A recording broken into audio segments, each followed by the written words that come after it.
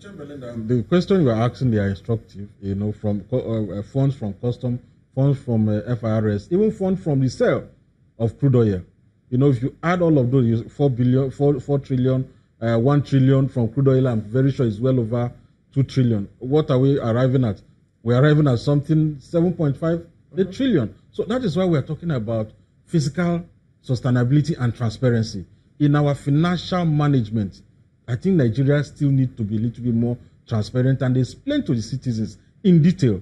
You know, in a financial transparency index, Nigeria is still ranked very, very low among warring countries and countries that have leadership issues. So we need to really do that.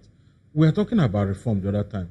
And I said that with reform, we can go a long way to attract foreign direct investments that are not coming, and this will have a positive impact on our quest to borrow.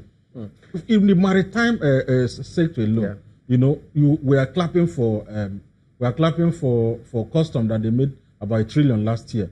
See, if the ports are working well and all the smuggling going on and diversion of our imports and exports to other ports in Ghana and in Benin, if we fix all those, do you know that custom revenue will almost double? There is a research that we just concluded, cost of crisis in the Nigerian maritime ports. And we find out that if we fix our ports, about $10 billion will be generated from export of non-oil export in agriculture, in solid minerals and others. You know, the job that we are losing from that, both direct and indirect job, about 35,000 direct jobs currently existing in Nigerian ports and other services. If we fix our port, we will really do far better. So what's hindering us from fixing the ports? And that is the ease of doing business we are talking. The ease of doing business 2017, World Bank ease of doing business. Nigeria is number 182 out of number 185 countries in terms of trading across border. That is measuring our ports, both land ports, seaport, and maritime ports. You know, our port contribute less than 0.5% to our GDP in countries like Kenya, in countries like Egypt, in countries like South Africa. Yeah, well over 3%. In fact, in Dubai, UAE, and Singapore, we're talking about 8-9% contribution of their maritime ports. But here, 50% of cashew nuts we wanted to export last year as a country from Nigeria to Vietnam was either destroyed or downgraded from grade A to grade D before it got to the destination. These are the frustrations we are passing through. That reform. He talk about PEBEC. We engage PEBEC every day. We know the frustration with PEBEC. You know, that PEBEC are going through a lot of work still need to be done.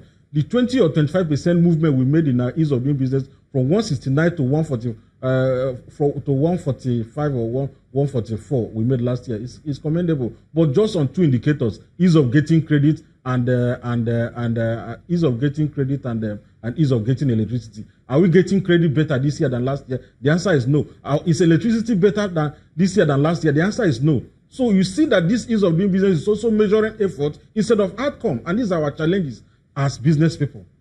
Well, Mr. Kugo, you know, while he spoke about us doing a lot more in terms of our financial transparency, this year, specifically in May, NEC met and they raised questions about the NNPC's governance structure. So then they resolved to pursue that and ensure that the NNPC, the MPDC, even FIRS, customs as well, meet up the obligation to the extent that they want them to remit, there's this 8 trillion naira unremitted funds. So 8 trillion naira in the budget of 9.1 trillion. So if we do much more in that respect, we shouldn't be having problems funding our budget. Do you think we should?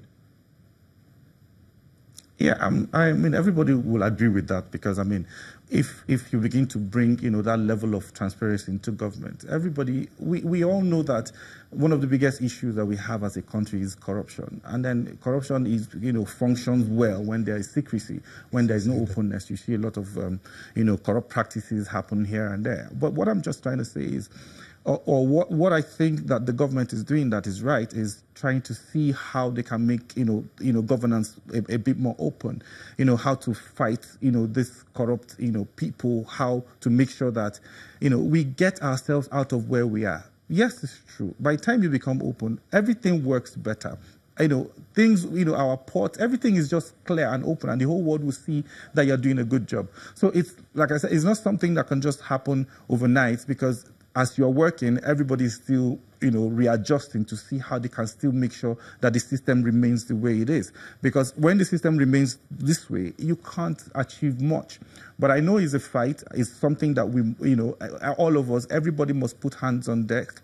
The experts should come, bring new ideas on how to make sure that, the governance structure of the NNPC is a bit more transparent. The governance structure of the FIRS, yes, which I think is a big, is quite clear. A lot of intelligence is being, financial intelligence is being deployed in all over the place to see how we can know how much we generate per time, and then the citizens will also know how much government is earning. But I still think that since this thing is still domiciled within the economic managers of the economy, it is a good thing. I know most of them will be listening. They will hear that the populace will have reached the level as a country where people want to know exactly how much NNPC generates per time, how much FIRS is generating, and then we'll also begin to look at, how to expand our income base as a country. Because as it is now, conventional income generation strategy, all over the world has moved. People don't just depend on taxation anymore. The activities around the seaports. People are now developing things like software, and then monies come. Government invest in strategic transactions that will bring in more funds for the government. If I could rephrase what you're saying, and correct me if I'm wrong, is it that you're saying that if we plug the loopholes up again, meet up with this unremitted funds of 8 trillion, even though customs and FIRS alone remitted about 4 trillion, almost half of the budget. If we do all of those, we'll have no business wanting to sell more assets, more national assets, or seeking more funds to fund the budget. Is that what you're saying? Yes. There will be no need. If you have enough money to fund your budget, why would you want to sell an asset to fund the budget? But rather, you can actually sell, those assets to actually increase your economic space. Sometimes the sale of some of these assets is not because you are looking for funds, but you are selling so that you can deploy such funds into other transactions that will need, a level of support.